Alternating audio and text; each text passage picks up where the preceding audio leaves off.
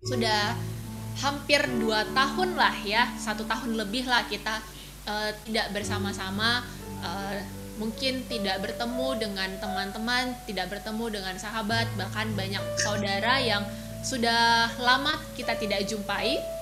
Tapi ada satu hal yang menjadi keyakinan kita bahwa di segala suka maupun di segala duka kita itu akan tetap selalu ada Tuhan Yesus. Bahkan di masa-masa mungkin kita merasa enggak kok, keadaanku lagi stabil, enggak seneng-seneng kali, enggak susah-susah kali gitu, itu pun di masa-masa itu pun Tuhan Yesus masih tetap ada di hati kita.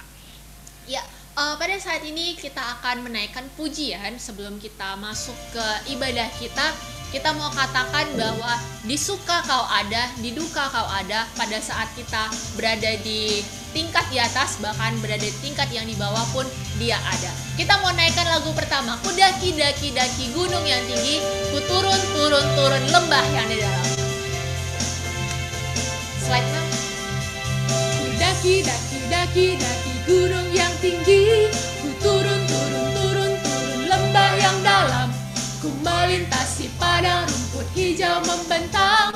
Yesus besar, ku daki daki, ku daki daki daki daki gunung yang tinggi, ku turun turun turun turun lembah yang dalam, ku melintasi padang rumput hijau membentang. Yesus besertaku, ku terbang terbang, ku terbang terbang terbang terbang luar angkasa, ku selam selam selam selam dalam samudra, ku dayung dayung dayung dayung perahu di sungai. Yesus beserta. Di kanan kau ada, di kanan kau ada, di kiri kau ada, atas, di atas dan di bawah kau ada. Di suka kau ada, di duka pun kau ada, karena engkau Yesusku. Ya, teman-teman udah lihat lah ya beberapa gerakan yang saya contohkan, dan mungkin kelihatannya kok beda gitu. Ya, bukan hanya keterbatasan dari bertemu, tapi juga keterbatasan dari pergerakan sebenarnya. Ini enak sebenarnya kalau kita berdiri terus udah gitu ya melakukan pergerakan yang seperti biasa gitu. Cuma agak susah karena saya harus duduk gitu. Makanya gerakannya dimodifikasi.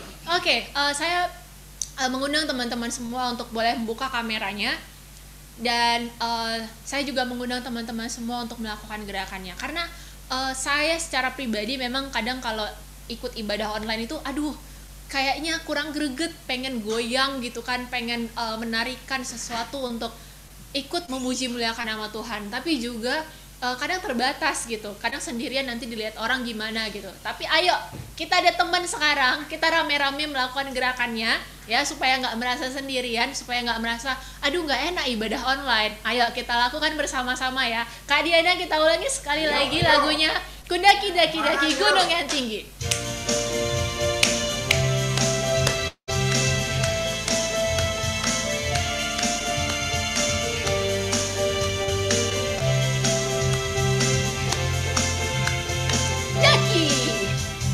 Daki daki daki daki gunung yang tinggi, ku turun turun turun turun lembah yang dalam, ku melintasi padang rumput hijau membentang.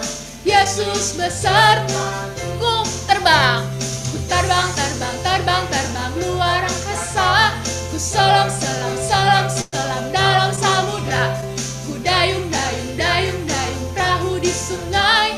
Yesus beserta, ku daki daki daki daki daki gunung yang tinggi, ku turun turun turun turun lembah yang dalam, ku melintasi padang rumput hijau membentang. Yesus beserta, ku terbang terbang terbang terbang luar angkasa, ku selam selam selam selam dalam samudra, ku dayung dayung dayung dayung perahu di sungai. Yesus, di kanan kau ada, di kanan kau ada, di kiri kau ada, di atas dan di bawah dia ada. Kau ada. Di duka pun kau ada. Karena di kanan kau ada. Di kanan kau ada. Di kiri kau ada. Di atas. Di atas dan di bawah kau ada. Di suka dia tetap ada. Di suka kau ada. Dan di duka dia juga ada. Kau ada.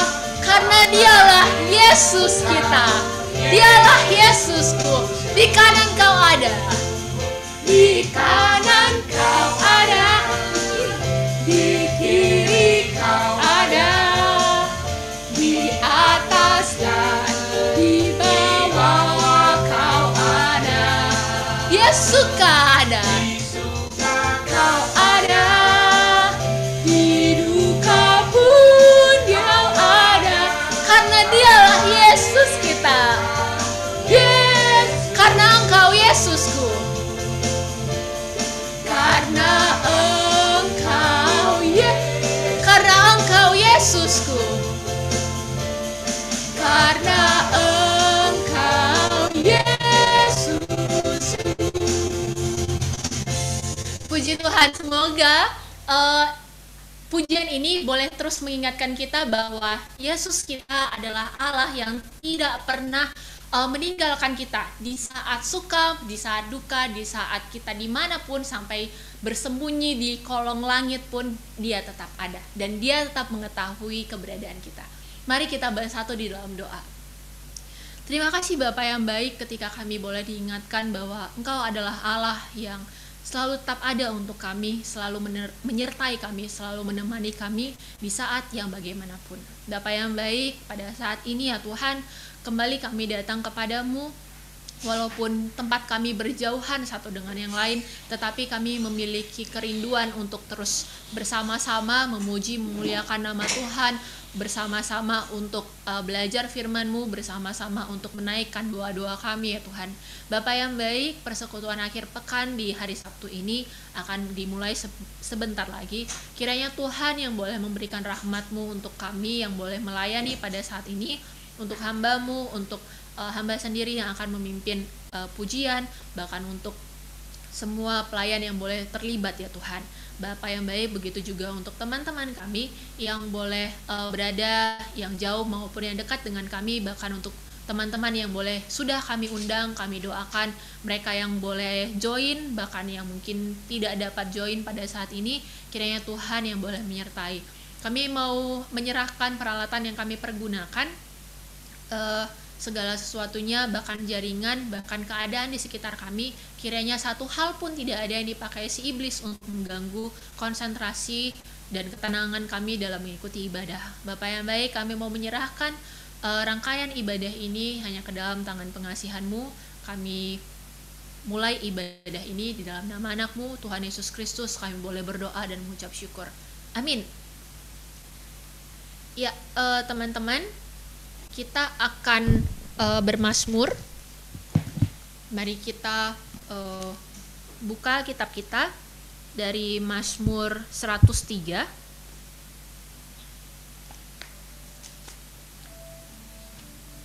Mazmur 103 ayat 1 sampai 22.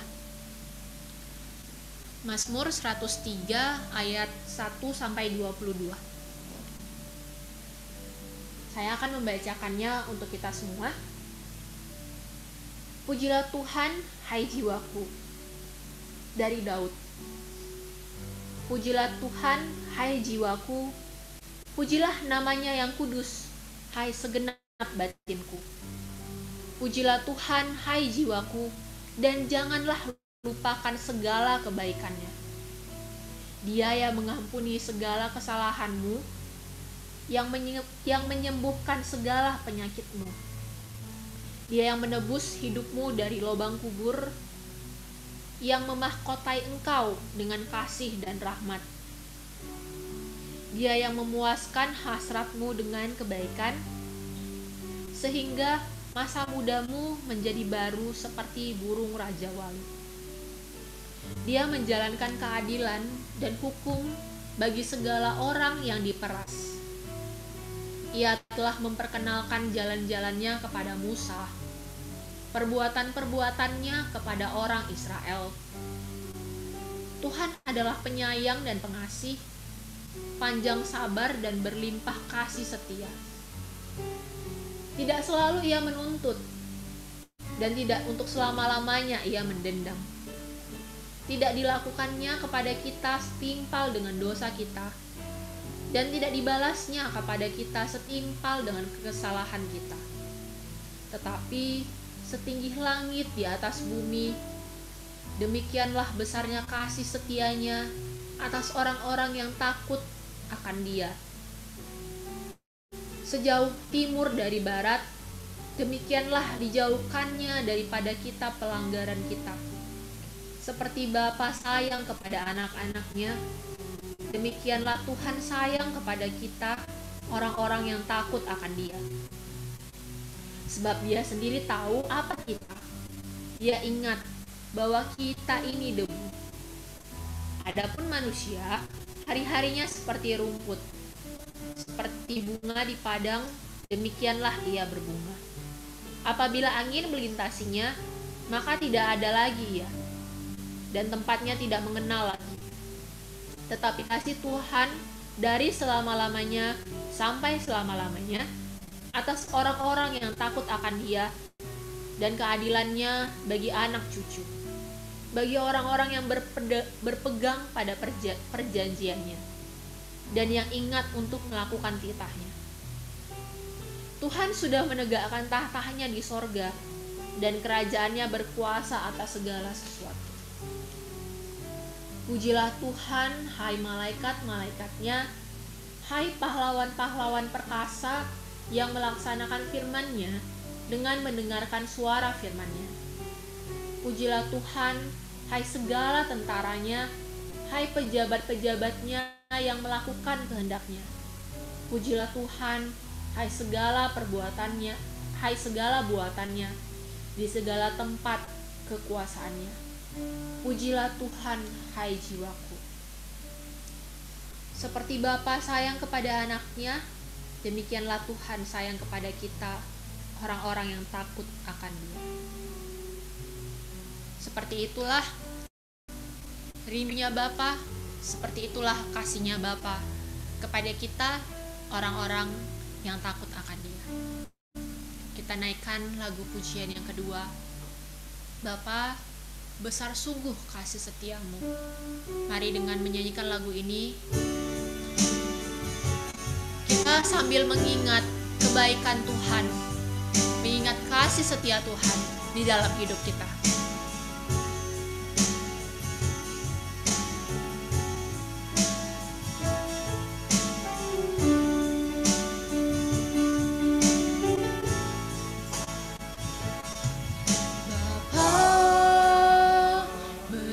Sungguh kasih setiamu,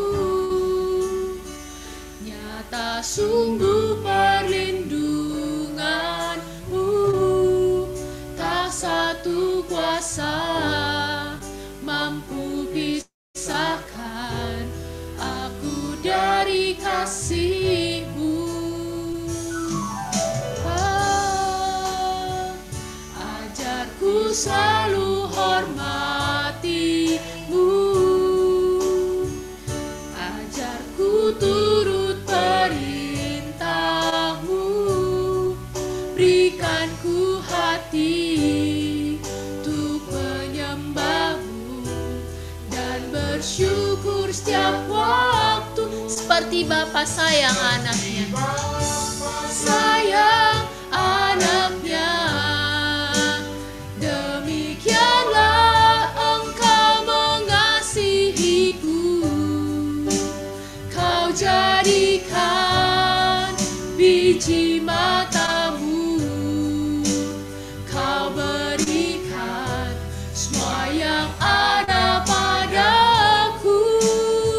Seperti Bapa sayang anaknya,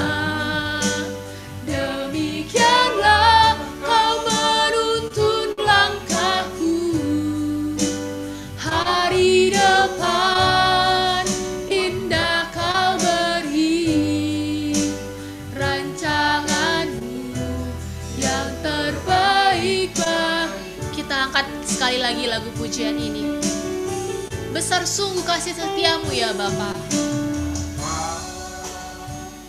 Besar sungguh kasih setiamu,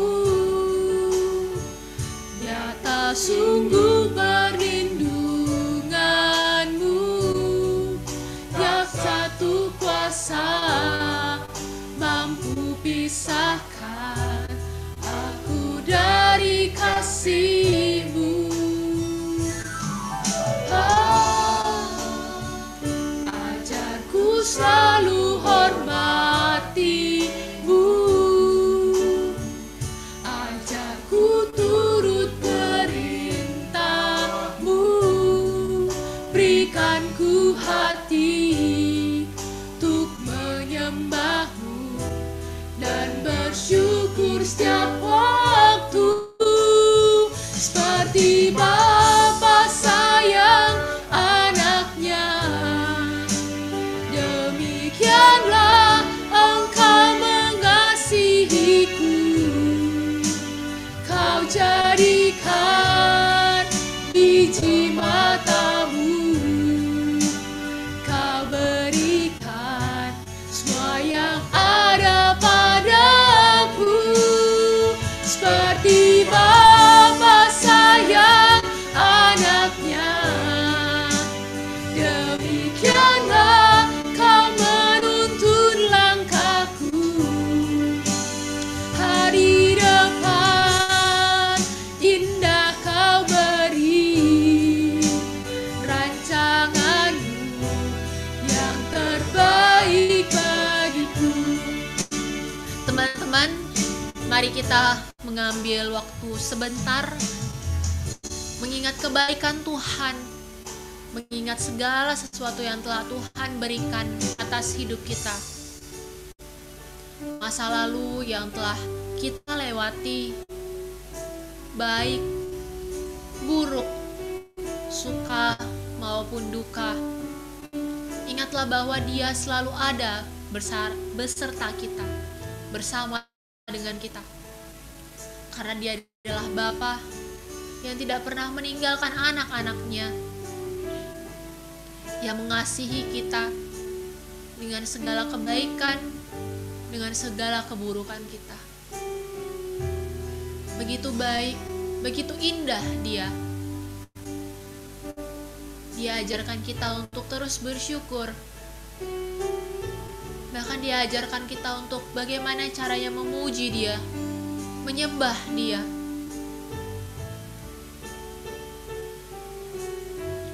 Dia yang menuntun kita dari sebelum kita ada, dari langkah pertama kita hingga langkah-langkah yang akan kita ambil di masa depan kita. Dia yang akan menuntun kita. Marilah juga kita memuji Dia dengan segala kebaikannya, dengan segala kuasa yang tak terbatas yang Dia punya. Dia menuntun kita bahkan sebelum kita ada. Dia adalah Allah yang begitu luar biasa. Mari terus naikkan pujian penyembahan, tidak usah terburu-buru. Nikmatilah waktu ini untuk memuji Dia, untuk menyembah Dia.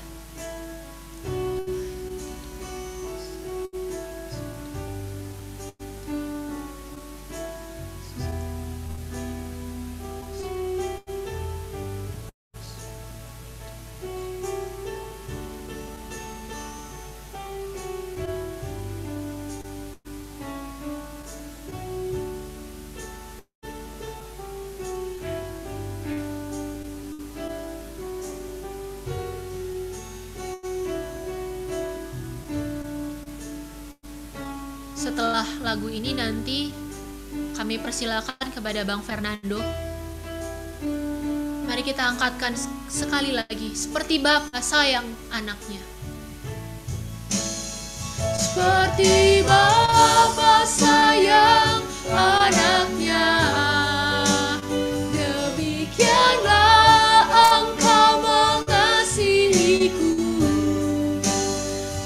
jadikan biji matamu, kau berikan semua yang ada padamu.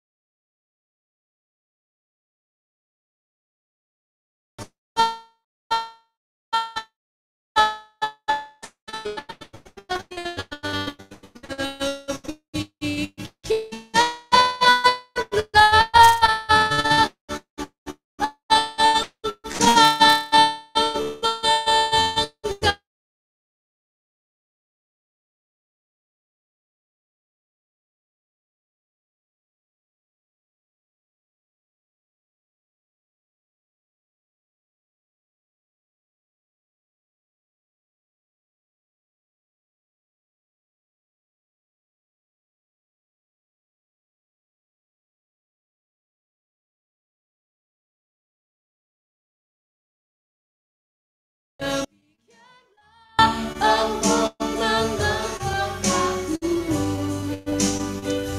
ke depan, indah kau beri rancanganmu yang terbaik, Rancanganmu yang terbaik bagiku. rancanganmu yang terbaik bagiku.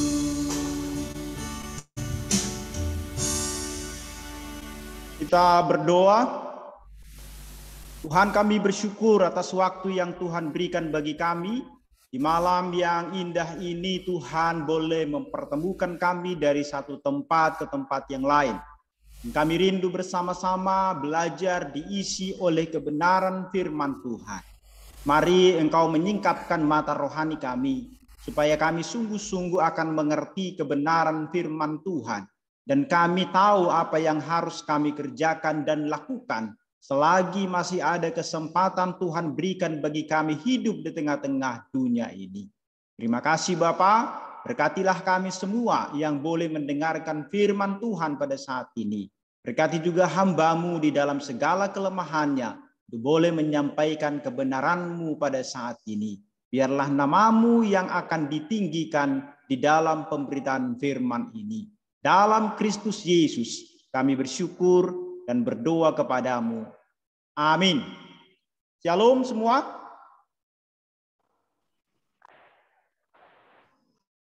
Baik, kita akan belajar kebenaran firman Tuhan malam hari ini.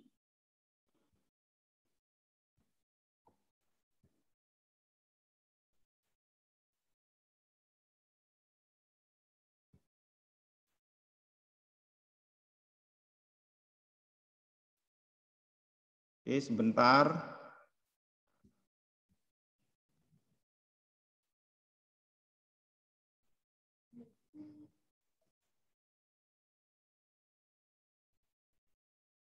Oke. Topik kita hari ini adalah mapan.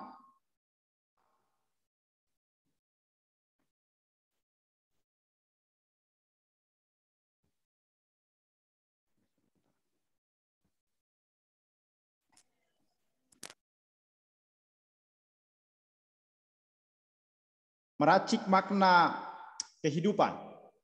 Baik, sebelumnya mari kita membaca firman Tuhan dari kitab Kejadian pasal yang pertama, ayat yang ke-26 sampai dengan ayatnya yang ke-29. Saya akan membacakannya untuk kita. Berfirmanlah Allah, baiklah kita menjadikan manusia menurut gambar dan rupa kita, supaya mereka berkuasa atas ikan-ikan di laut dan burung-burung di udara, dan atas ternak, dan atas seluruh bumi, dan atas segala binatang melata yang merayap di bumi. Maka Allah menciptakan manusia itu menurut gambarnya. Menurut gambar Allah diciptakannya dia, laki-laki dan perempuan diciptakannya mereka. Allah memberkati mereka, lalu Allah berfirman kepada mereka, beranak cuculah dan bertambah banyak, penuhilah bumi dan taklukkanlah itu. Berkuasalah atas ikan-ikan di laut dan burung-burung di udara, dan atas segala binatang yang merayap di bumi. Berfirmanlah Allah, lihatlah, aku memberikan kepadamu segala tumbuh-tumbuhan yang berbiji di seluruh bumi dan segala pohon-pohonan yang buahnya berbiji, itulah akan menjadi makananmu. Sedemikian jawab pembacaan firman Tuhan. Diberkatilah kita yang mendengarkan firman Tuhan dan melakukannya. Teman-teman semua, kalau kita membaca kitab Kejadian, sesuai dengan topik kita tadi adalah mapan, meracik makna kehidupan. Sesungguhnya kalau kita baca kitab Kejadian ini, kita melihat apa di sana? Apa yang menjadi makna atau tujuan hidup manusia? Untuk apa manusia sesungguhnya diciptakan?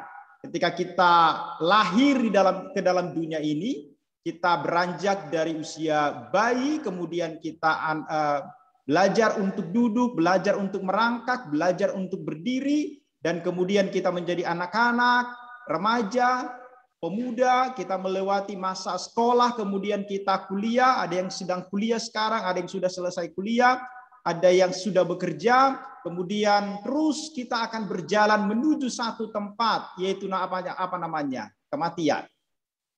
Yang selama-lamanya kita akan mati di sana, tubuh kita akan kembali menjadi tanah, bagi yang percaya akan ke surga, bagi yang tidak percaya akan ke neraka. Sesungguhnya kalau kita memperhatikan, seperti itulah hidup daripada manusia. Itu sebabnya pengkhotbah mengatakan bahwa hidup kita ini sebenarnya sama seperti rumput yang sebentar dia mekar, kemudian dia akan layu pada sore hari. Sesungguhnya hidup kita ini diibaratkan seperti itu, ketika kita lahir kemudian terus kita berjalan menuju yang namanya kematian. Makanya ketika saya usia 25 tahun, saya sudah tidak begitu senang lagi kalau merayakan ulang tahun. Karena saya tahu bahwa sebenarnya usia saya bukan bertambah, tetapi semakin berkurang. Semakin berkurang dia terus menerus. Itu sebabnya orang usia 17 tahun sampai 20 tahun bolehlah merayakan sukacita sekali. Tetapi ketika sudah melewati itu, banyak kemudian orang, ada juga sih tidak sadar dia bahwa dia sedang berjalan sesungguhnya menuju satu titik, yaitu kematian. Kita tidak akan hidup selama-lamanya di dalam dunia ini. Maka sebenarnya ketika kita hidup di tengah-tengah dunia ini, katakanlah kalau pemazmur mengatakan 70 sampai 80 tahun, di dalam usia itu sesungguhnya apa yang kita kerjakan, apa yang kita lakukan, untuk apa sebenarnya Tuhan menciptakan kita. Teman-teman semua, sesungguhnya ketika orang tidak memiliki tujuan hidup yang jelas di dunia ini, maka dia akan sama seperti seseorang yang sedang berenang di dalam kegelapan di tengah lautan. Dia tidak melihat apa yang menjadi arah atau kemana dia. Dan kemungkinan terbesar dia akan terdampar di tempat yang tidak diharapkannya. Kenapa? Karena tidak memiliki tujuan. Jadi kapal di laut pun kalau dia tidak memiliki tujuan, tidak ada yang dilihatnya, kompasnya tidak ada, maka dia akan terdampar. Dia tidak tahu mau kemana. Kehidupan kita kebanyakan seperti itu. Ada banyak orang di tengah-tengah dunia ini mengikuti arus dunia ini. Kemana dunia ini membawanya, ke sana dia pergi. Kenapa? Karena tidak ada tujuan daripada hidupnya. Sekalipun kebanyakan orang beranggapan bahwa mereka mempunyai tujuan hidup, tetapi sesungguhnya ada begitu banyak orang yang meletakkan tujuan hidupnya itu bukan pada sasaran yang tepat. Jadi sasaran daripada tujuan hidup itu tidak tepat. Kalau dia tidak tepat, maka sebenarnya dia akan menuju sasaran yang tidak tepat juga. Jadi harus tahu kita kemana sebenarnya goal, kemana sebenarnya yang harus kita tuju di dalam kehidupan kita. Apakah tujuan hidup kita hanya sekedar kuburan atau apa? Karena sesungguhnya suatu ketika saya pernah membaca satu artikel mengatakan kalau Anda mau menentukan tujuan hidup Anda, maka itu di Amerika biasanya atau di Eropa. Di Eropa itu kalau orang meninggal, maka di batu nisannya itu akan dituliskan seperti apa dia hidup. Misalnya, telah meninggal dunia di sini, si ini sebagai orang yang baik hati atau seorang yang luar biasa. Maka dikatakan begini, kalau apa yang Anda inginkan dituliskan di batu nisan Anda, maka setiap orang di sana akan berlomba-lomba. Dia mau apa dituliskan di batu nisannya. Nah, apakah hanya sekedar itu tulisan yang mau kita inginkan, tulisan di batu nisan kita? Kalau kita kan di Sound Maradian, apa namanya, rib atau apalah tulisannya ya, di sini beristirahat dengan tenang. Nah, tulisan-tulisan itu biasanya kalau di kita di Indonesia pada umumnya, tetapi di Barat itu ada tulisan-tulisan khusus disebutkan di sana.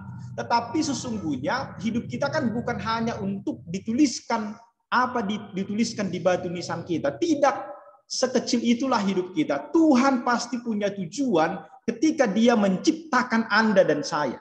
Nah, pada umumnya di dunia ini kalau kita perhatikan, orang berjuang keras dan berusaha sekuat tenaga untuk mencari atau mengejar yang namanya kekayaan, kekuasaan, harga diri, atau keluarganya yang seringkali disertai dengan pengejaran gelar atau pendidikan tinggi. Saya bukan mengatakan bahwa kekayaan, kuasa, harga diri itu tidak penting, bukan itu. Tetapi kebanyakan orang berjuang keras dan berusaha sekuat tenaga untuk mencapai itu. Anak-anak sekarang saya melihat beberapa sekolah-sekolah yang menerapkan mulai dari TK, SD itu menerapkan begitu ketatnya pendidikan di sana. Anak itu sudah pintar, tetapi orang tuanya mengharapkan lebih pintar lagi. Kemudian juga guru-gurunya seperti itu mengharapkan itu lebih pintar lagi, sehingga kayaknya sama seperti komunis. Itu saya menemukan itu di beberapa sekolah-sekolah yang favorit dia. Tidak ada lagi empati kasih kepada siswa itu. Tapi yang mau dilihat adalah prestasi akademiknya. Bagaimana seseorang itu mempunyai prestasi akademik yang sangat tinggi, dan kita pun seperti itu semua. Orang tua kita memperlakukan kita seperti itu. Orang tua akan bangga kalau anaknya juara, kalau anaknya dapat beasiswa dan lain sebagainya. Oke lah, kita memang bangga dengan pencapaian-pencapaian itu. Tetapi sering sekali orang-orang yang memfokuskan dirinya untuk mengejar hal-hal demikian, pada akhirnya akan mengalami kebuntuan dan ketidakpuasan pada makna dan tujuan hidupnya, karena mereka meletakkannya sebagai tujuan tertinggi di dalam hidupnya. Kalau sudah tercapai itu, apa yang didapatkan? Itu sebabnya banyak kita perhatikan, lihatlah para artis-artis, khususnya di negara-negara maju itu, kenapa kemudian ketika mereka sampai ke pencapaian yang begitu tinggi, yang dimimpikan oleh banyak orang, mereka justru mengakhiri hidupnya. Kenapa sampai seperti itu? Ada banyak kita tahu orang-orang yang sukses di dalam hidupnya secara ekonomi, tetapi kemudian mengakhiri hidupnya. Kenapa? Karena dia mengalami kebuntuan atau ketidakpuasan pada makna dan tujuan hidupnya. Karena itulah yang menjadi tujuan hidupnya. Begitu dapat tujuan hidupnya itu, dia merasa bahwa itu sudah selesai. Nah, kalau demikian, apa yang seharusnya menjadi makna hidup manusia di dunia ini? Dan apakah makna utama hidup orang Kristen di tengah-tengah dunia ini? Mari kita lihat. Secara umum sebenarnya kebanyakan orang beranggapan bahwa makna tujuan hidup ditentukan oleh materi. Ada banyak ya, termasuk kalau kita orang Batak pun seperti itu. Ada istilah hamoraon, itu di urutan pertama ya, kekayaan itu justru di urutan pertama. Hamoraon, hagabeon itu kemudian pangkat. Nah, ini menjadi tujuan utama di banyak filosofi daripada banyak orang, termasuk kita orang-orang Batak juga, baik Batak Karo, Batak Toba, Simalungun, dan lain sebagainya, umumnya seperti itu. Apa yang menjadi tujuan utamanya? Tujuan utama kebanyakan itu, ataupun makna tujuan hidup ditentukan oleh materi. Maka semakin besar materi yang dimilikinya, maka semakin tinggi makna tujuan hidupnya. Nah, di zaman sekarang, di era monetarisasi atau di zaman yang diukur dengan materialisme ini, makna kehidupan dinilai dari seberapa banyak seseorang memiliki materi. Maka penghormatan terhadap orang-orang seperti ini pun akan lebih. Dan kebanyakan ukuran daripada makna hidup atau tujuan hidup itu diukur dari materi.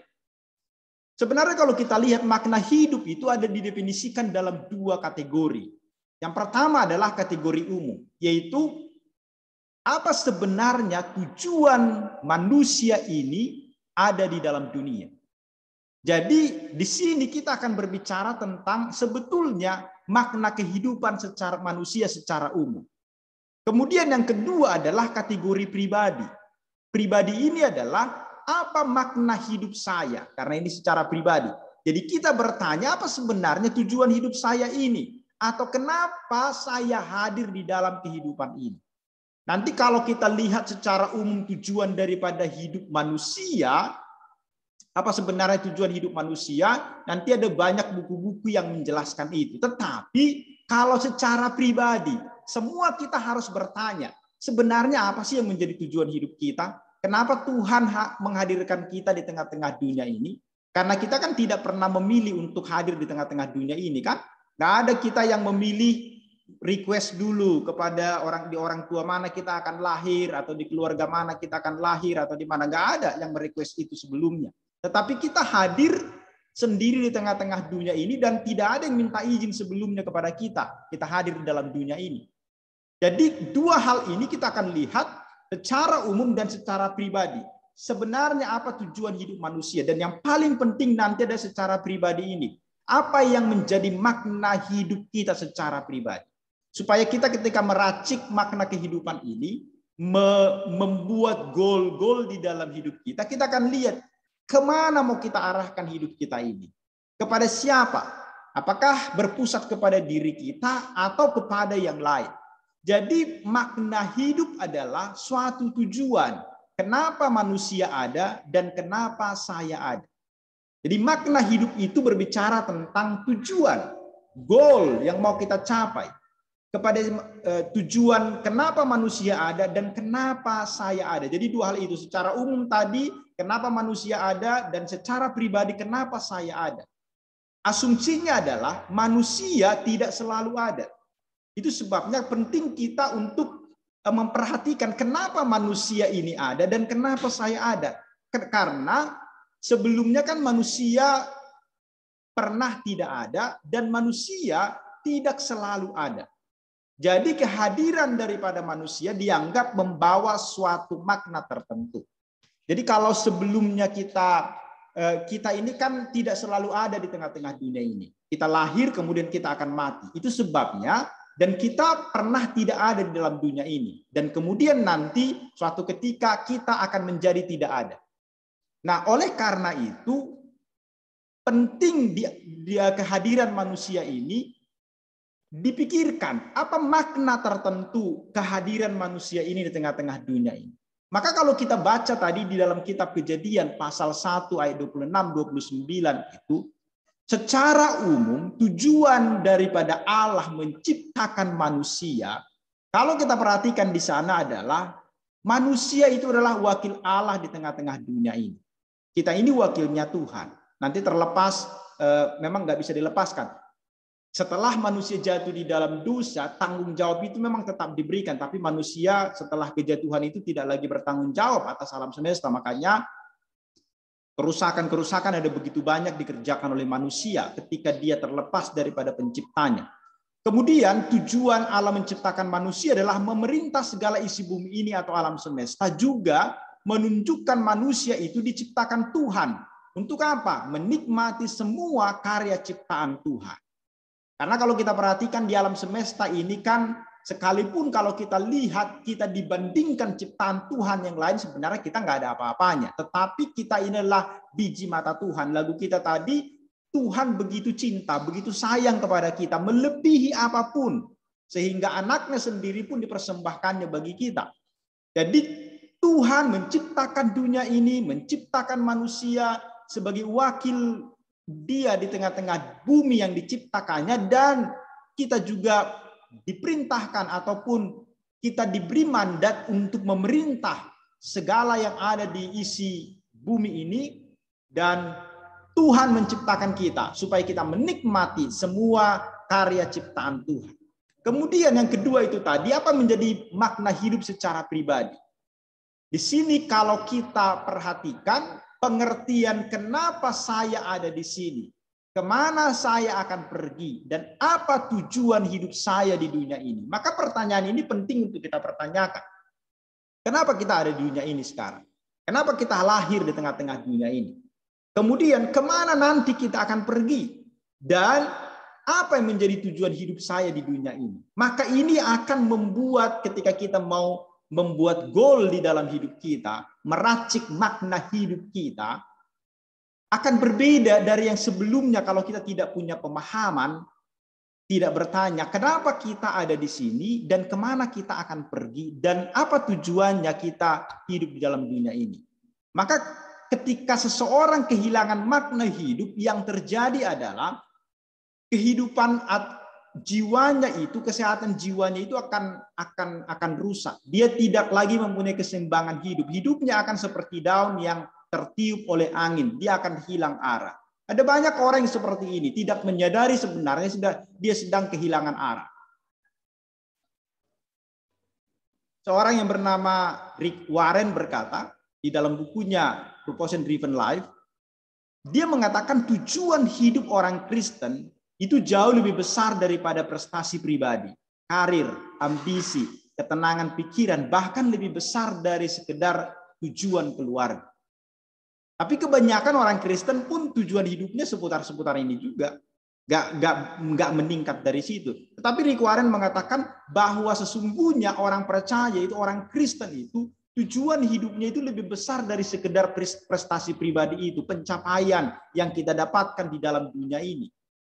Lebih lanjut, Rick Warren mengatakan jika Anda ingin tahu mengapa Anda ditempatkan di planet ini, maka Anda harus memulainya dengan Allah. Anda dilahirkan oleh tujuannya dan untuk tujuannya. Jadi yang harus kita lihat adalah memulainya dari mana?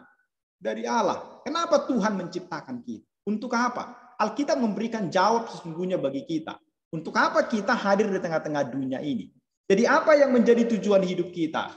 Tujuan hidup itu di dalam Katekismus Westminster, dia merangkum bahwa tujuan hidup manusia di dalam pertanyaan pertama tentang manusia, apa yang menjadi tujuan utama atau tertinggi daripada manusia di dalam Katekismus Westminster itu dikatakan adalah untuk memuliakan Allah dan menikmati Dia selamanya. Jadi tujuan manusia itu, lihat, perhatikan. Pertama, memuliakan Allah. Setelah dia memuliakan Allah, menikmati Tuhan itu selamanya. Jadi fokus dari tujuan hidup manusia, kalau ditanya apa yang menjadi tujuan hidup manusia, fokusnya adalah memuliakan Allah. Jadi yang harus menjadi tujuan utama dari semua aktivitas dan gerak hidup orang Kristen adalah memuliakan Allah. Paulus menyederhanakan itu di dalam 1 Korintus 10 ayat 31. Jadi entah kamu makan atau minum atau apa saja yang kamu lakukan, lakukanlah semuanya itu untuk kemuliaan Allah. Bisa nggak kira-kira ya? Apapun yang kita kerjakan dan lakukan adalah untuk kemuliaan Allah. Ketika kita studi, kita memuliakan Allah. Maka ketika orang berpikir seperti itu, nggak akan ada orang yang curang ketika dia studi, ya kan? Waktu ngerjain tugas-tugas juga tidak akan dia copy paste dari mana-mana. Karena saya sebagai seorang dosen sering sekali menemukan baik itu makalah-makalah maupun tugas akhir itu copy paste dari internet. Saya kadang-kala sedih kenapa harus seperti itu. Dan hampir 90% itu saya bisa temukan ya orang-orang yang melakukan seperti itu. Apa sih yang menjadi tujuan hidupnya? Untuk apa sih dia mau kuliah? Nah, ini hal-hal yang seperti ini. Jadi Paulus mengatakan semua hal yang kita kerjakan dan lakukan itu semuanya itu adalah untuk kemuliaan Tuhan. Jadi kalau kita makan untuk hidup itu jelas. Jadi kalau kita makan sekarang untuk hidup jelas itu. Bahwa makan menjadi sarana. Sarananya supaya kita hidup adalah makan. Hidup itu sendiri adalah tujuannya. Jadi bukan makan menjadi tujuan. Kalau hidup untuk makan berarti makan yang menjadi tujuannya. Kita makan untuk hidup, ya kan? Berbeda ya, menjadi sarana itu makanan, hidup tujuan. Tapi hidup untuk makan berarti tujuannya itu makan. Hidup itu menjadi sarananya dan itu yang keliru sebab hidup itu sendirilah yang menjadi tujuan. Jadi Alkitab memberikan suatu pengertian yang jauh berbeda atau sedikit berbeda dan lebih tinggi daripada sekedar hanya hidup makan untuk hidup. Di dalam Mazmur 63 ayat 4 dikatakan kasih setiamu lebih baik daripada hidup. Jadi ada lagi yang lebih tinggi, lebih mulia daripada hidup itu sendiri, yaitu apa? Kasih setia Tuhan. Jadi hidup kita ini sesungguhnya masih ada yang lebih berharga daripada hidup kita ini, yaitu apa? Tuhan itu sendiri, kasih setia Tuhan itu.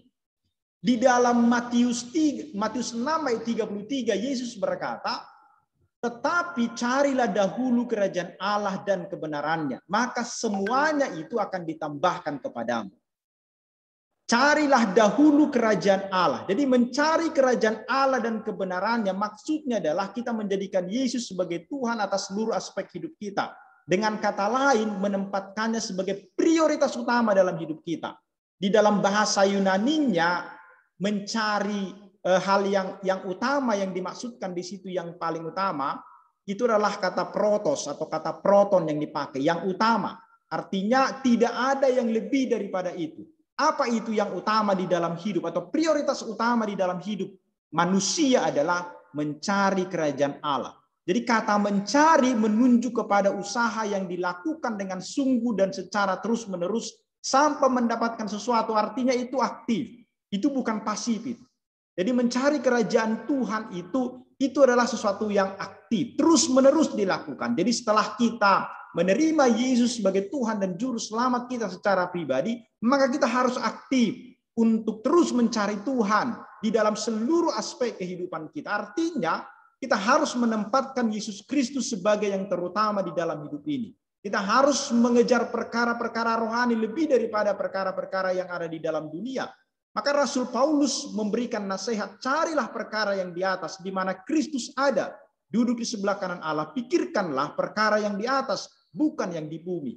Tapi kadangkala memang tidak bisa dipungkiri, apalagi kita orang-orang muda, lebih banyak memikirkan apa yang ada di dalam dunia ini. Sebenarnya kenapa Tuhan mengatakan seperti ini kepada kita? Memprioritaskan Tuhan, mencari perkara yang di atas. Karena dunia ini sering sekali mengecewakan kita. Lihat, pencapaian-pencapaian orang di dalam dunia ini, ketika dia mencapai yang paling utama di dalam pemikirannya, maka ketika didapatkan itu, belum tentu dia mengalami yang namanya kebahagiaan itu. Jadi di dalam kenyataannya yang dicari oleh manusia, lebih mementingkan, mengutamakan mencari harta, makanan, minuman, dan bukan Tuhan. Yang kita kerjakan adalah memenuhi keinginan kita, memenuhi kebutuhan kita sendiri. Bahkan kadang-kala kita tidak memperdulikan Tuhan di dalam segala usaha kita untuk mencapai tujuan itu. Nah, apakah makna hidup kita hanya sekedar untuk seperti itu? Maka kalau kita perhatikan sesungguhnya, kalau kita membaca nanti Matius pasal 6 itu secara keseluruhan, ayat 25b dikatakan, bukankah hidup itu lebih penting daripada makanan dan tubuh itu lebih penting daripada pakaian? Maka secara sederhana yang mau dikatakan di sini adalah bahwa mereka yang hidup dan terus mencari kerajaan Allah itu pasti mendapatkan makanan, minuman, dan pakaian. Jadi carilah dahulu kerajaan Allah dan kebenarannya. Yang dahulu itu apa? Kerajaan Allah dan kebenaran itu. Yang lainnya itu adalah kesuksesan, makanan, minuman. Kalau di dalam kalimat ini, tadi saya sebutkan begini, carilah dahulu kerajaan Allah itu di dalam kalimat aktif itu. Semuanya itu akan ditambahkan kepadamu, itu makanan, minuman, pakaian, harta, itu kalimat pasif. Artinya untuk mencari Tuhan itu kita aktif di situ. Tetapi perkara makanan, minuman, pakaian, Tuhan yang tambahkan itu kepada kita. Tuhan yang berikan itu kepada kita. Tetapi orang sering sekali berusaha untuk mencapai itu, mengutamakan yang itu tadi, makanan, minuman, pakaian, padahal itu kan bukan kebutuhan paling utama sesungguhnya di dalam kehidupan orang-orang percaya. Tetapi sering sekali orang mencari yang itu yang menjadi yang utama, bukan Tuhan. Tuhan itu kadang-kala di nomor sekiankan. Setelah ada masalah, tidak mampu lagi untuk menyelesaikan problem hidupnya, barulah kemudian dia mencari Tuhan. Banyak orang yang saya temukan misalnya di dalam pelayanan-pelayanan, ketika sakit misalnya dia cari dokter, nggak mempan ke dokter, pergi ke tabib, ke dukun, nggak bisa lagi semua, barulah cari Tuhan. Minta tolonglah kepada pendeta supaya didoakan, berikanlah perjamuan kudus supaya dia sampai ke surga kalau mati. Nah, kadang-kala kan yang dicari itu bukan Tuhan. Kenapa rupanya kalau diserahkan dulu kepada Tuhan? Tetapi sering sekali orang mengandalkan pikirannya. Jadi perhatikan kemudian di kalimat pandanglah burung-burung pada Matius 6:26 itu, dan kalimat perhatikanlah bunga bakung di ladang yang tidak memintal tetapi dipelihara oleh Bapa. Semua itu. Burung-burung, bunga bakung, semua itu dipelihara oleh Tuhan. Jadi kalau kita membandingkan hidup kita dengan bunga bakung, kemudian dengan burung pipit, burung di udara, itu bukankah kita lebih berharga daripada itu? Artinya, kalau kita melihat dari kitab Kejadian itu tadi, tujuan hidup manusia kan Tuhan perintahkan jelas. Bahwa Tuhan itu begitu memperhatikan kita. Sedangkan burung saja, bunga bakung saja Tuhan perhatikan, apalagi kita. Maka yang utama itu, yang prioritas itu, yang protos itu sesungguhnya harus utama. Yang lainnya itu akan Tuhan tambahkan itu kepada kita. Tetapi sering sekali kita tidak sabaran. Tidak sabaran karena kita lebih mementingkan yang pasif itu. Akhirnya kita aktif mencari yang seharusnya kita pasif di situ. Tuhan yang aktif sebenarnya menambahkan itu kepada kita. Tapi sering sekali kebalik jadinya. Yang seharusnya kita aktif, kita pasif di situ. Yang seharusnya kita pasif di situ, akhirnya kita jadi aktif di situ. Itu kebalik-balik. Sehingga akhirnya tujuan makna hidup kita menjadi tidak jelas. Jadi kedua kalimat di atas ingin mengatakan bahwa jika burung-burung dan bunga bakung saja Tuhan pelihara, apalagi setiap orang yang tidak pernah berhenti mencari kerajaan Tuhan. Maka utamakan Tuhan di dalam hidup kita, Tuhan akan tambahkan semuanya. Bagi kita sebagai orang Kristen, sebetulnya ada yang lebih mulia daripada hidup, yaitu si pemberi hidup itu sendiri, yakni Allah. Tapi sering sekali kita tidak mempedulikan Tuhan.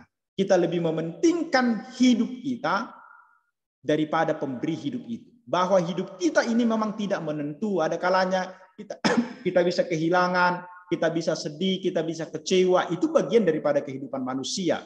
Tetapi yang tidak pernah berubah adalah kasih setia Tuhan. Maka itu lebih indah daripada hidup. Tuhan itu jauh lebih indah daripada apapun. Jadi ketika Tuhan memberikan kesempatan bagi kita untuk hidup di tengah-tengah dunia ini, kita harus mengerti tujuan hidupku sebenarnya siapa, apa, untuk apa aku hadir dalam dunia ini. Mari kita memahami itu di dalam kehidupan kita, supaya nanti kita tidak salah di dalam melangkah. Jadi letakkanlah tujuan hidup kita pada dasar yang tepat. Itu siapa? Tuhan. Kepada Tuhan dasar hidup kita. Jangan kepada yang lain. Tujuan hidup kita tadi kalau katekismus Westminster itu mengatakan adalah memuliakan Tuhan dan menikmati Tuhan itu di dalam kehidupan kita. Jadi kalau sudah jelas itu, maka yang lain itu menyusul itu. Saya tidak mengatakan bahwa kuliah, bekerja itu tidak penting. Itu semua penting. Tetapi yang protos itu, yang proton itu tadi, yang utama itu, harus itu dulu kita cari di dalam hidup kita. Maka yang lain akan ditambahkan Tuhan bagi kita. Kalau dalam bahasa Batak itu disebutkan ya, bonus. Itu bonus itu sebenarnya. Jadi kekayaan, pendidikan, dan lain sebagainya sebenarnya semua itu bonus. Bukan itu yang paling utama. Yang paling utama itu sebenarnya adalah memuliakan Tuhan sesungguhnya. Baik, sebagai penutup bagi kita, di dalam Lukas 8 ayat 39, tetapi Yesus menyuruh dia pergi, katanya, pulanglah ke rumahmu dan ceritakanlah segala sesuatu yang diperbuat Allah atas. Setelah penebusan Tuhan, setelah kita percaya kepada Yesus, setelah kita diampuni dosa-dosa kita, maka Tuhan meminta kita untuk menjadi wakil Tuhan di bumi ini, guna membawa berita baik ini, bahwa dosa kita sudah diampuni oleh Tuhan.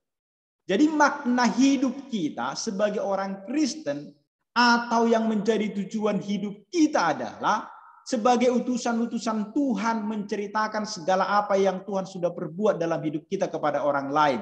Di mana itu? Di tempat kita kuliah, di tempat kita bekerja, di lingkungan di mana kita ada, di tempat kos kita, di keluarga kita. Itu harus kita beritakan. Karena itulah tujuan utama hidup kita. Kesempatan Tuhan berikan bagi kita di tengah-tengah dunia ini. Jadi apa yang Tuhan sudah perbuat di dalam hidup kita kepada orang lain itu harus kita beritakan supaya akhirnya mereka pun dapat percaya kepada Yesus yang sudah mati untuk dosa-dosa mereka. Dan mereka pun akhirnya bisa menikmati suatu kehidupan yang kekal dengan Tuhan nanti. Itu jauh lebih besar daripada pencapaian apapun di dalam dunia ini. Itu sebabnya kalau kita membaca ketika di dalam firman Tuhan, ketika satu orang bertobat, malaikat Tuhan di sorga bersorak-sorai semua. Sudah berapa banyak kita lakukan perbuatan seperti itu sehingga sorga bersorak-sorak kita buat. Kita kalau membayangkan itu ya, kalau satu orang kita buat menikmati Tuhan di dalam hidupnya, percaya, meninggalkan dosa-dosanya, sorga itu bersuka cita karena apa yang sudah kita lakukan. Itulah tujuan hidup dan makna tujuan hidup kita sesungguhnya. Jadi kehadiran kekristenan sering sekali memang tidak signifikan di tengah-tengah dunia ini. Bahkan justru sering sekali kita orang Kristen menjadi batu sandungan. Karena banyak orang Kristen menyimpang daripada tujuan Allah menciptakan, menyelamatkan kita. Paulus berkata, kalau Allah masih memberi kesempatan untuk hidup, mari bertekad mengisinya dengan tujuan yang tepat. Paulus mengatakan dengan jelas, kenapa dia harus ada di tengah-tengah dunia ini. Bagiku hidup adalah Kristus dan mati adalah keuntungan. Kalau sekarang aku hidup berarti aku harus memberi buah, kata Paulus. Kalau dia sudah tidak memberi buah lagi berarti lebih bagus mati. Jadi kenapa kita masih harus ada dalam dunia ini? Karena Tuhan menginginkan kita menghasilkan buah. Jadi mari kita lihat hidup kita ini. Marilah selidiki. Mulai dari kita lahir, kita sudah mulai mengerti, kita sekolah. Sesungguhnya kemana sih yang menjadi tujuan hidup kita? Kemana kita arahkan hidup kita ini? Apa yang sudah kita kerjakan di sepanjang kehidupan kita sampai dengan hari ini? Apakah itu adalah membangun atau tidak? Jadi hanya dalam kerangka hidup memuliakan Allah, orang Kristen menemukan dan mengalami makna hidup yang sejati. Dan hanya dalam proses itu pula orang Kristen dapat menikmati anugerah Allah seutuhnya. R.C. Sproul mengatakan begini, jika kita diciptakan oleh Allah, berarti kita memiliki relasi dengan Allah. Apabila manusia dilihat sebagai seseorang yang sendiri dan terpisah dari Allah, maka manusia akan tetap sendiri dan manusia itu tidak penting. Jadi perhatikan, kita itu menjadi penting karena kita punya relasi dengan Tuhan. Kalau relasi kita terputus dari Tuhan, maka kita tidak penting. Kenapa? Karena kita tidak akan memiliki makna dan tujuan hidup yang jelas. Kita hanya sekedar hadir di tengah dunia ini kemudian menuju kematian. Selesai, dihukum selama-lamanya di dalam neraka. Tetapi ketika kita memiliki relasi dengan Tuhan, kita akan menjadi penting. Kita akan menjadi bermakna di tengah-tengah kehidupan ini. Kalau tidak, maka manusia akan tetap sendiri dan tidak penting. Maka perhatikan apa yang R.C. Sproul itu katakan. Kita diciptakan oleh Allah, berarti karena kita ciptaannya, kita harus memiliki relasi yang akrab dengan Tuhan. Jadi kalau kita terpisah dari Tuhan, maka sesungguhnya hidup kita tidak ada gunanya.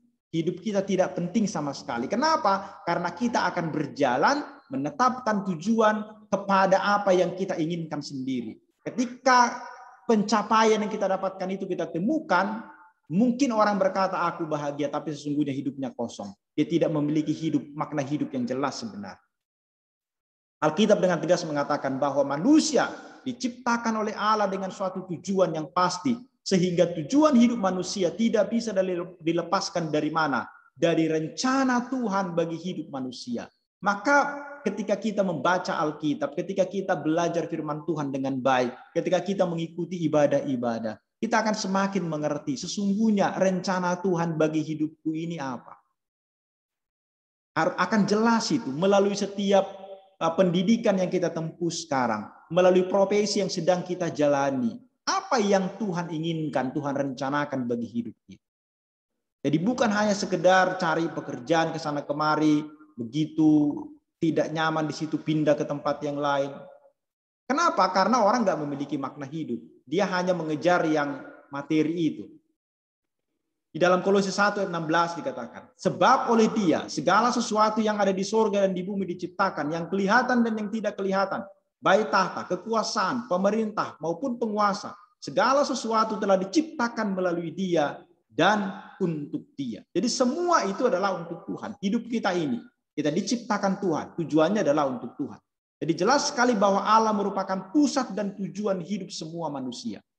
Orang Kristen, orang percaya memiliki tujuan yang sangat khusus yang telah ditetapkan oleh Allah sebelum dunia dibentuk. Allah menginginkan supaya semua kita benar-benar hidup bagi kemuliaan. Untuk menyenangkan Dia, untuk memuliakan Tuhan. Jadi makanya disebutkan tadi, mari koreksi hidup kita. Untuk apa kita hadir di tengah-tengah dunia ini? Dan apa yang sudah kita kerjakan sampai dengan hari ini? Apakah itu menyenangkan Tuhan? atau menyakiti hati Tuhan.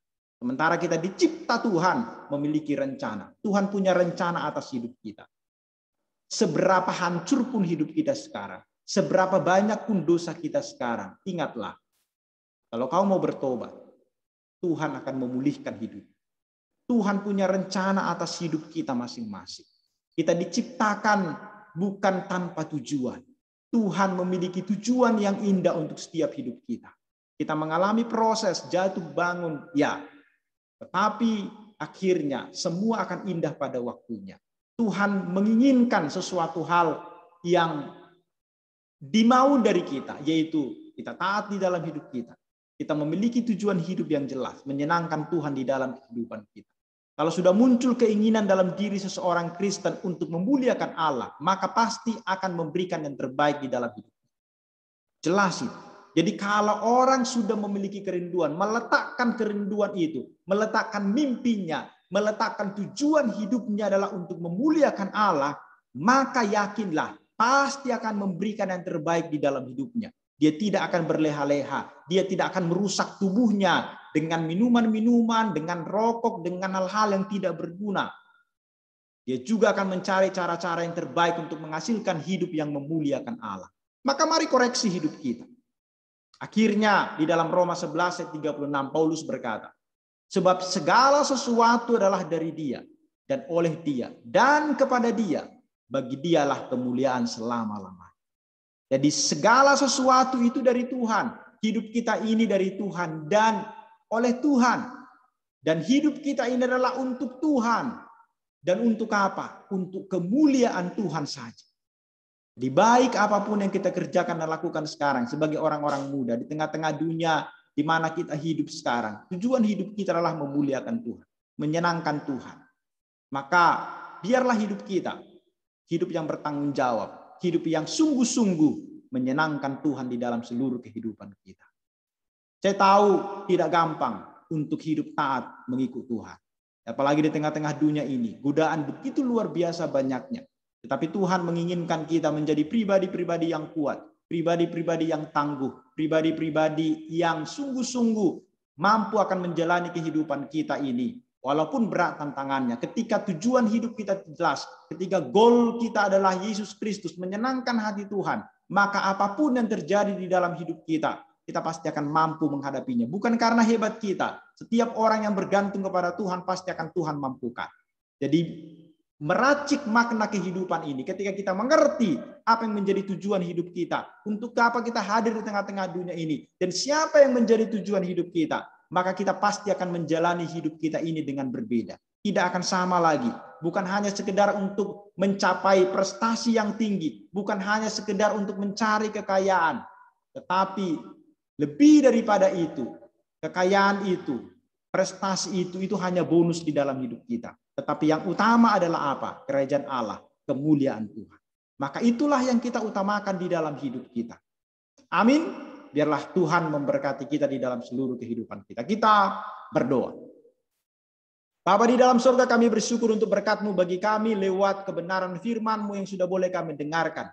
Bahwa Tuhan meminta kami untuk mengutamakan Engkau di dalam seluruh kehidupan kami. Tujuan hidup kami bukan hanya sekedar untuk memenuhi keinginan hawa nafsu kami saja. Bukan hanya sekedar prestasi, kekayaan, dan lain sebagainya yang dimimpikan oleh dunia ini. Tapi lebih daripada itu, bahwa hidup kami ini adalah untuk kemuliaan-Mu, menyenangkan Engkau, menikmati Engkau di dalam seluruh kehidupan kami ini. Kami tahu bahwa tidak mudah memang hidup di tengah-tengah dunia ini yang begitu banyak problem persoalannya, khususnya bagi kami orang-orang muda yang mengajak kami untuk menjauhi Tuhan. Tetapi hari ini kami mau menyerahkan, meletakkan tujuan hidup kami hanya Tuhan saja, menyenangkan Tuhan saja, supaya kami benar-benar fokus kepada tujuan kami itu. Sekalipun kami mengalami kesedihan, penderitaan, persoalan, ditolak di tengah-tengah dunia ini, kami tetap fokus kepada Engkau ya Tuhan. Terima kasih Bapa untuk berkat-Mu bagi kami. Hamba-Mu terbatas di dalam menyampaikan. Tapi Roh Kudus Tuhan tidak dibatasi oleh apapun. Roh Kudus Tuhan akan memampukan kami, menolong kami, meletakkan dasar yang tepat untuk tujuan hidup kami. Sehingga makna hidup kami ini jelas, tujuan hidup kami ini jelas, yaitu mengutamakan Engkau, memuliakan Engkau di dalam hidup kami. Terpuji, termulialah Engkau Bapa. Dalam Kristus Yesus kami berdoa dan bersyukur kepadamu. Amin.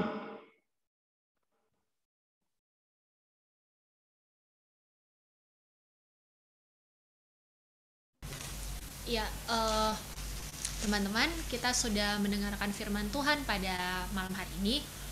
Sebenarnya kita punya waktu untuk tanya jawab, mungkin 1 atau 2 pertanyaan.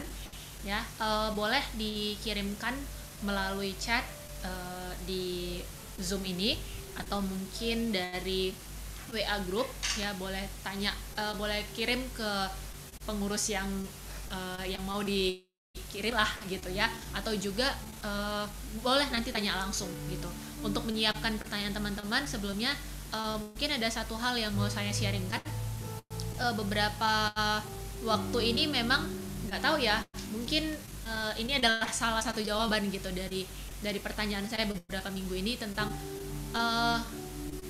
seperti agak kehilangan arah gitu, tentang apa sih sebenarnya ya tujuan hidup saya gitu.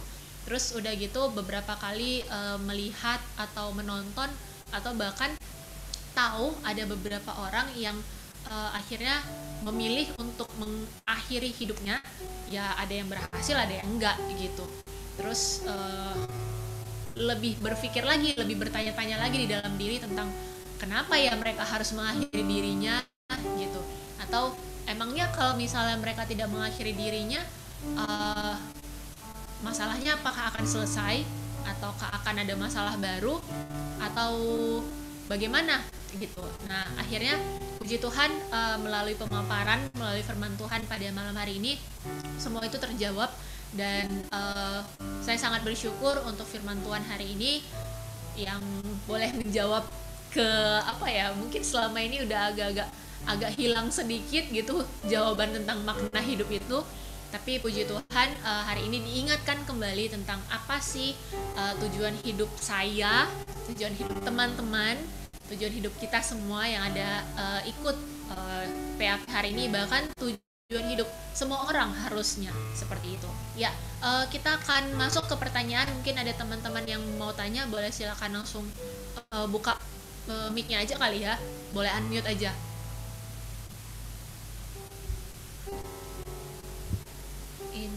Sebentar ya. Niko itu. Boleh silakan di unmute kalau ada yang mau tanya. Bang Niko mau tanya itu, raise hand. Oh, Bang Niko, iya boleh silakan langsung ditanya aja. Langsung dibuka aja mic-nya. Ya. Oh itu kirim. Ya, terima kasih Kak Margaret. Ya silakan. Kak, sebelumnya maaf ya nggak buka kamera karena agak bermasalah. Enggak Bang, bermasalah, jadi nggak tahu kenapa kamera laptop ini. Coba dulu. Udah Bang, makanya kemarin nggak bisa. Lagi apa, kameranya rusak. Oke silakan Bang. Iya, gini Bang Fernando, terima kasih untuk firman yang sudah disampaikan. Terkait dengan tujuan hidup kita, dari apa yang sudah disampaikan oleh hamba Tuhan untuk memuliakan nama Tuhan. Nah, dalam pengaplikasian Bang,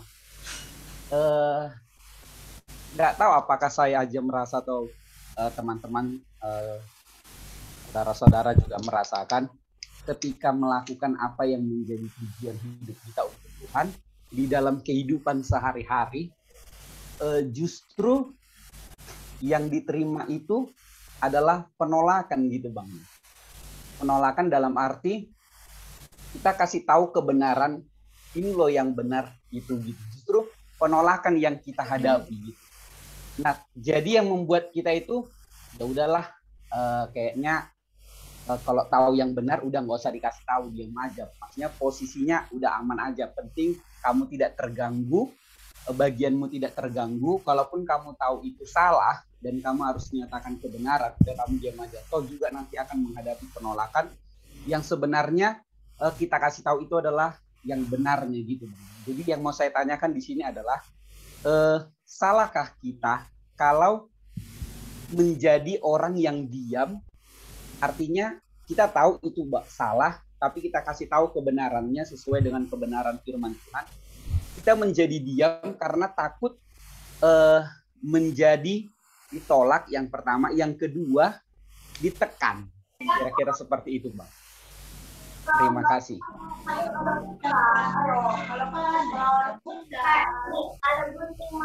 Mau langsung? Iya Bang, silakan. Baik, makasih pertanyaannya Bang Niko. Sebenarnya Bang Niko tahu jawabannya, bahwa apakah salah kalau kita tahu kebenaran tapi kita tidak menyatakannya, ya pasti salah. Karena firman Tuhan juga jelas mengatakan kalau ada orang yang salah harus kita tegur dia. Memang saya tahu itu berisiko karena umumnya memang orang tidak akan pernah suka kalau dibukakan kesalahannya. Itu pasti. Apalagi dia pimpinan kita, orang yang lebih, misalnya di tempat pekerjaan lah misalnya. Kalau kita tunjukkan ada kesalahannya, kekurangannya, pasti nggak akan nyaman, dia nggak senang itu. Apalagi kita lebih muda mengingat yang lebih tua, itu pasti nggak akan nyaman itu. Tapi tujuan hidup kita jelas itu tadi. Bagaimanapun kita sebagai orang percaya, walaupun kita akan ada risikonya, akan ada penolakan dan lain sebagainya, tugas kita harus tetap kita kerjakan. Jadi kita sudah paham bahwa itu ada risikonya, ya tetap harus kita kerjakan, nggak bisa enggak. Karena kita yang akan dimintai pertanggungjawaban oleh Tuhan atas hal itu. Tapi kalau sudah kita ingatkan tidak berubah juga, ya sudah, itu bukan urusan kita lagi. Tetapi doakanlah. Jadi jangan juga, memang ada teknik-teknik khusus untuk hal seperti itu. Misalnya dengan pimpinan kita misalnya. Janganlah pula sama kita perbuatan di depan orang, dan sebagainya. Nggak boleh. Jadi ada cara-cara tertentu memang yang harus kita pelajari untuk bagaimana membukakan ataupun menyampaikan kekurangan orang lain, kesalahan orang lain. Saya pikir itu ya, secara sederhananya seperti itu. Jadi apakah salah? Ya salah kalau kita diam dengan kesalahan yang jelas kita lihat, ya harus tetap kita tegur. Di mana-mana pun seperti itu. Saya misalnya sebagai seorang pimpinan gereja pun seperti itu ya. Gak bisa juga langsung menyatakan kesalahan orang dari atas mimbar. Itu biasanya saya nggak mau lakukan itu. Jadi bagus saya ngomong kepada orangnya langsung, misalnya berdua, ya dengan cara-cara tersendiri. Karena nanti kalau ditegur dia secara langsung di atas mimbar, minggu depan pasti nggak akan gereja lagi. Nah, hal yang seperti itu. Tapi kalau kita tidak, dia misalnya berbuat dosa, ya tetap harus kita tegur sebagai hamba Tuhan. Misalnya lah, saya beberapa kali menemukan ada orang-orang yang menyimpan dosa perzinahan misalnya. Ketika saya tahu bahwa itu mereka lakukan gitu, tapi mereka berusaha menutupinya. Tapi saya tidak mau membukakan itu di depan umum gitu. Saya kemudian temu orangnya, saya buktikan bahwa mereka biasanya itu menutupi diri. Jadi misalnya jemaat-jemaat yang baru masuk itu kan saya sangat selektif sekali untuk melihat apakah mereka ini pernikahannya benar atau enggak. Dan hampir itu ada banyak sekali ya, apalagi belakangan ini ada banyak sekali orang-orang yang datang ke gereja saya itu latar belakang pernikahan mereka nggak beres awalnya. Jadi mereka itu tidak diberkati, itu pun ya dibayarin misalnya pendetanya supaya mereka diberkati. Jadi itu saya selidiki betul itu, dan biasanya mereka menutupi itu semua. Tapi karena saya tahu ada hal-hal tertentu yang saya lihat itu bermasalah, kemudian saya tunjukkan kesalahannya. Bukan saya tolak jadi jemaat, enggak, tetap saya terima sebagai jemaat. Di tempat lain biasanya kan ditolak gitu ya. Tapi saya sebagai gembala itu harus terima mereka, kemudian lakukan konseling terhadap mereka, nyatakan di mana kesalahannya, kemudian sampai tuntun mereka untuk bertobat. Ya awalnya kita ada yang langsung kabur ya, nggak mau lagi, dibilang kita sombong lah, dibilang apalah, ya sudah. Yang penting kan tugas saya sebagai gembala saya sudah saya kerjakan, bahwa memang orang-orang seperti itu kan harus dilayani terlebih dahulu. Karena kalau itu langsung masuk diterima menjadi anggota penuh di gereja, suatu saat itu akan bikin masalah di gereja. Pasti itu, karena dia belum menyelesaikan masalahnya, belum menyelesaikan dosanya. Banyak yang nggak terima, iya. Bahkan beberapa orang yang kenal dengan mereka pun bentrok dengan kita. Tapi ya dengan semua kita serahkan kepada Tuhan, sampai hari ini tetap kok bisa berjalan semua dengan baik. Artinya sekalipun saya tahu ada tantangannya, ada tekanan seperti yang Bang Niko itu bilang tadi, ya itu risikonya bagi kita. Jadi jangan akhirnya kita jadi berdiam diri, nyaman. Akhirnya nanti ketika kita melihat banyak kesalahan pun di depan kita, kita akan diam dan tidak akan menyuarakan apapun. Nah, itu menjadi bermasalah bagi diri kita sendiri nanti. Nanti kalau kita sudah menikah pun jadinya terbawa-bawa itu. Istrinya melakukan kesalahan, diam daripada ribut. Anaknya melakukan kesalahan, diam daripada ribut, karena terbiasa dengan begitu. Artinya sekarang itu tetap, saya misalnya kalau Anda perhatikan, kadang-kala saya menyentil pemerintah, menyentil apa, ya itu harus disuarakan ya, tetapi dengan cara yang sopan. Jangan sampai berurusan dengan undang-undang ITE juga kan. Ada hal-hal tertentu teknik yang harus kita buat untuk hal seperti itu. Karena saya pernah berurusan dengan itu ya, saya pernah ditegur oleh pimpinan kementerian gara-gara itu. Jadi saya langsung ditelepon bahwa saya melakukan kesalahan ini. Sebenarnya saya sampaikan benar, tapi cara saya waktu itu kurang tepat. Saya terlalu emosi pada waktu itu menyampaikan sentilan, akhirnya jadi bermasalah saya. Saya ditegur langsung itu ya, oleh staf pribadi daripada seorang dirjen. Jadi ya, tapi ya sampai sekarang saya tidak berhenti kok. Walaupun saya tahu ada risiko untuk itu, tapi tidak boleh berhenti untuk menyatakan kebenaran. Demikian Bang Niko. Oke, terima kasih Bang. Dari Bang Niko gimana? Udah oke?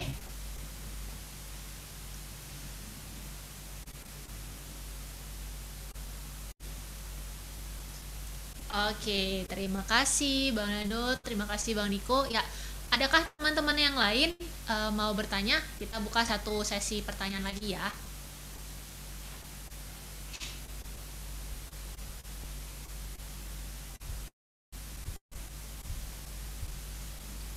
Oke. Ya. Stefani ada ini mau ditanya kira-kira?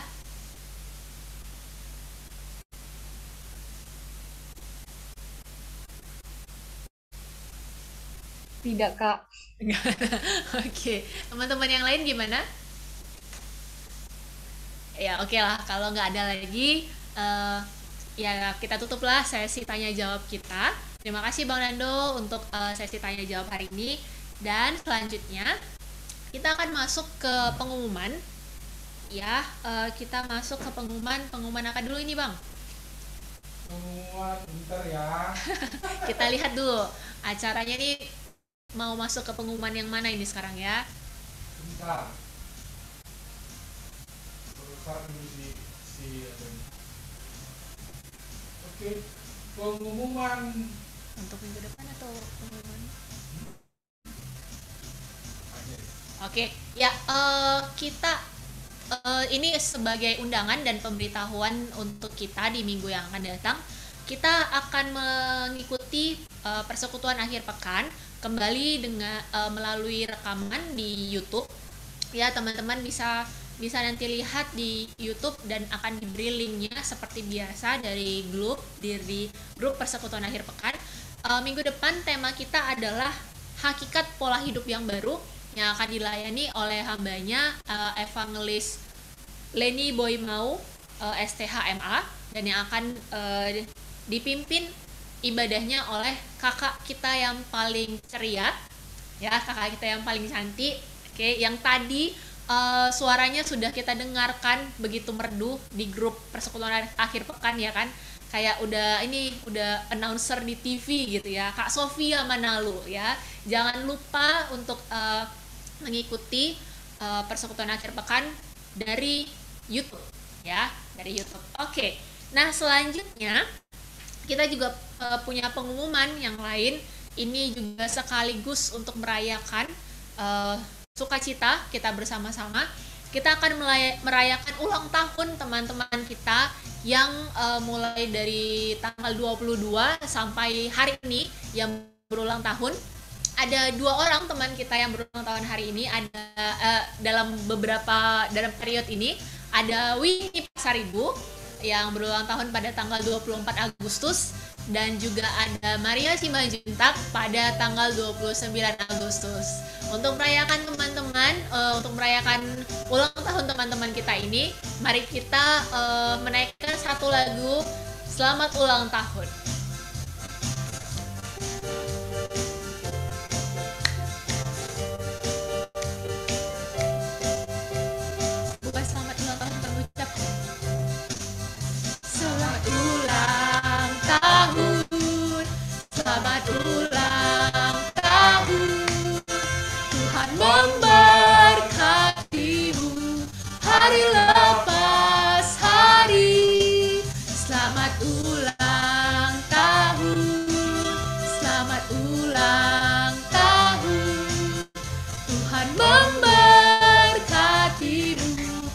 hari lepas hari. Selamat ulang tahun untuk Winnie dan Maria. Oke, mungkin ada sepatah dua kata atau ucapan syukur atau harapan di usia yang baru ini. Maria atau Winnie mungkin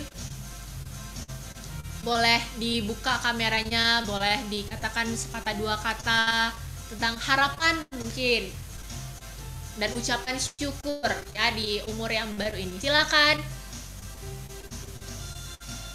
Wow, Winnie ini lagi di jalan nih. Ada yang bisa diucapkan, Win? Mau siapa dulu, Winnie atau Maria dulu? Winnie dulu lah. Ya, bersyukur di usia yang sudah kepala 3 untuk siap kebaikan Tuhan, baik itu dalam pelayanan, dalam apapun, terutama untuk kesehatan, dan ya doakanlah setiap kerinduan yang hari-hari yang akan dekat dilancarkan. Dan semakin semangat melayani juga, tetap setia kepada Tuhan. Udah itu aja, Kat. Amin. Oke, selamat ulang tahun Winnie. Dan ini ada kakak kita yang cantik, yang sudah lama kita tidak bertemu, Kak Maria. Silakan. Lanjut. Lanjut apa ini? Lagi di luar soalnya. Oh gitu. Ya sedikit aja. Kira-kira apa yang sudah disyukuri selama ini dan juga harapannya kira-kira kalau mau dibagikan. Oh iya, terima kasih ya Bu MC yang cantik dan yang sangat langsing malam ini. Ya, kasih juga buat ucapannya secara khusus untuk di usia yang lewat kepala 3 ya, mau kepala 4.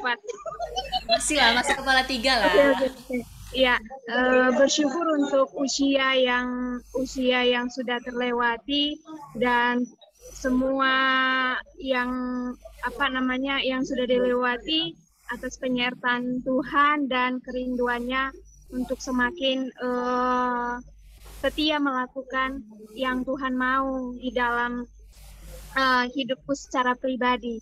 Itu aja, geng. Oke, terima kasih Maria. Sekali lagi selamat ulang tahun.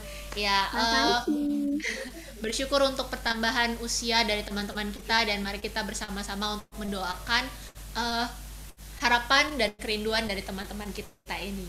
Oke, ya teman-teman semuanya, kita sudah mendengarkan firman Tuhan. Kita sudah menaikkan pujian, bahkan kita sudah merayakan ulang tahun teman-teman kita. Kita bersyukur untuk itu semua. Kita bersyukur untuk kasih setia Tuhan. Bahkan pada saat ini kita mau menaikkan pujian yang juga menjadi komitmen kita, menyatakan bahwa inilah kami Tuhan, inilah aku Tuhan, untuk menjadi alatmu di dalam kehidupan ini yang menjadi tujuan hidup kami. Tuhan ciptakan. Ya, sekalian juga kita akan mengumpulkan persembahan.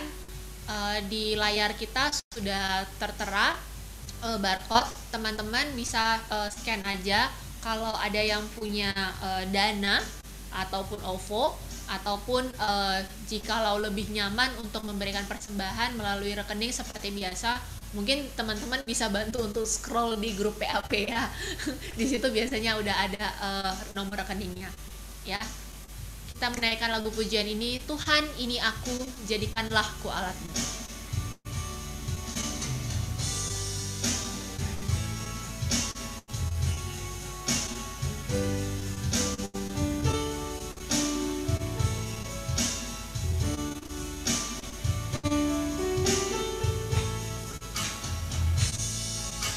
Tuhan ini aku, jadikanlah ku alatmu untuk memberitakan Injilmu. Tuhan ini aku, jadikanlah ku hambamu untuk melakukan firman-Mu. Pakailah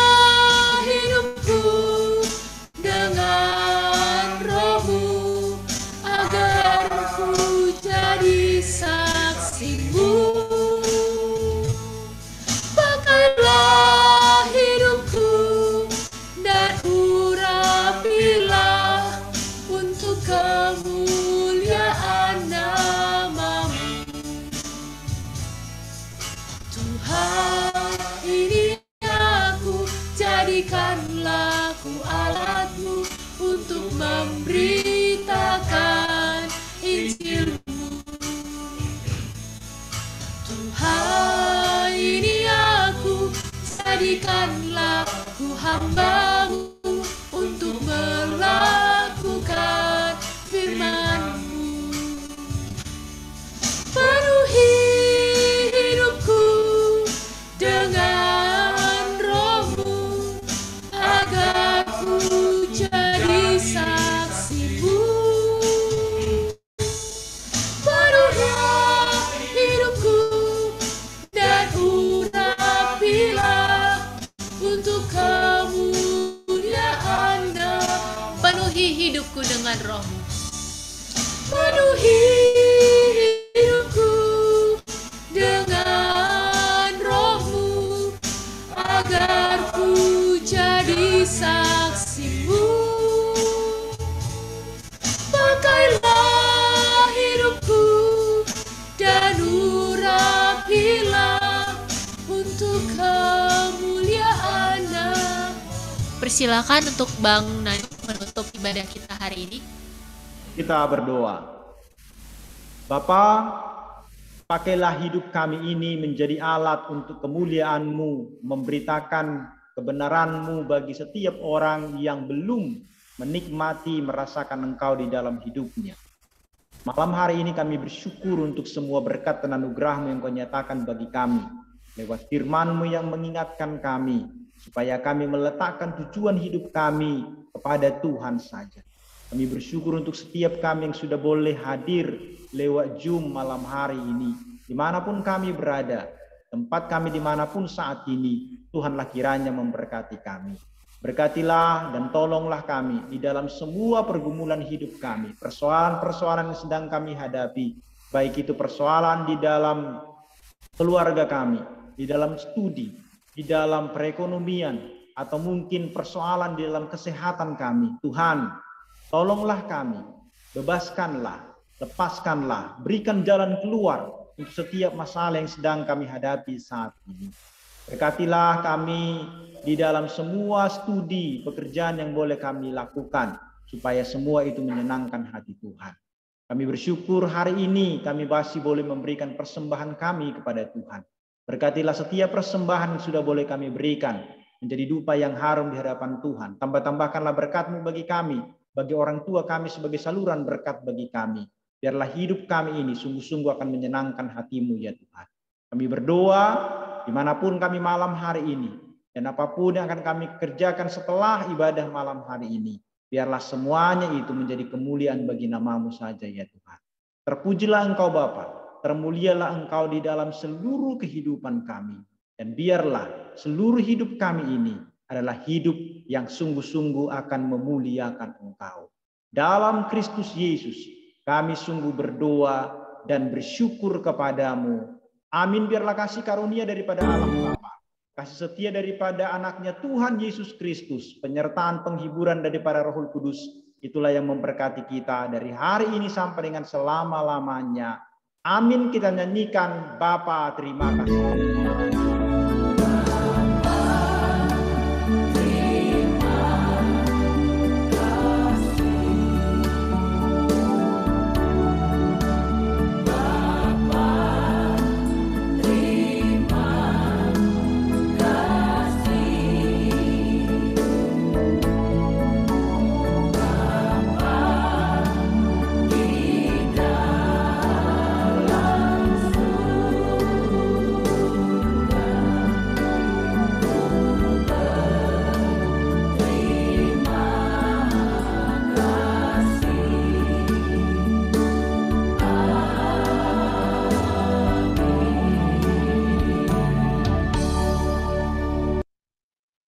Amin. Shalom. Tuhan memberkati kita semua.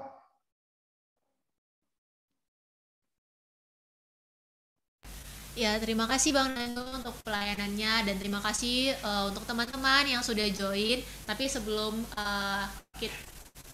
kita mungkin kembali ke aktivitas, boleh silakan dibuka masing-masing kameranya. Mau foto dulu ya.